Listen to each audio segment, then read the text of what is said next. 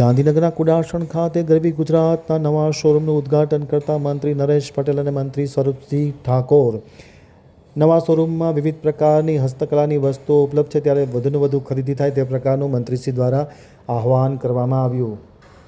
હવે જોઈએ ગાંધીનગર આંતક ન્યૂઝ બ્યુરોનો એક વિસ્તૃત અહેવાલ. ગુજરાત રાજ્ય હાથશાળા અને હસ્તકલા વિકાસ નિગમ લિમિટેડ સંચાલિત પ્રસિદ્ધ બ્રાન્ડ ગરવી ગુજરાતના અદ્યતન નવીન શોરૂમનું આજે ઉદ્ઘાટન કાર્યક્રમ રાખવામાં આવ્યો હતો, જેમાં ખાદી, કુટીર અને ગ્રામોદ્યોગના મંત્રી નરેશ પટેલના હસ્તે અને રાજ્ય કક્ષાના મંત્રી સ્વરૂપસિંહ ઠાકોરની વિશેષ ઉપસ્થિતિમાં ગાંધીનગરના કુડાસણ ખાતે આ નવીન શોરૂમ શરૂ કરવામાં આવ્યો હતો. આ પ્રસંગે યોજાયેલા કાર્યક્રમમાં ખાસ કરીને પોતાના મંત્રીના પ્રાસંગિક પ્રવચનમાં નવા શોરૂમમાં ગુજરાતની પરંપરાગત હાથશાળ વણાટ, હસ્તકળા, ભરતકામ, માટીકામ, મેટલ આર્ટ, ગૃહ સુશોભનની કલાત્મક વસ્તુઓ તેમજ આદિવાસી કલા કારીગરીની વિશિષ્ટ ચીજવસ્તુઓ ઉપલબ્ધ રહેશે અને લોકો તેને ખરીદ કરે તેવું આહવાન પણ મંત્રીશ્રી દ્વારા કરવામાં આવ્યું હતું.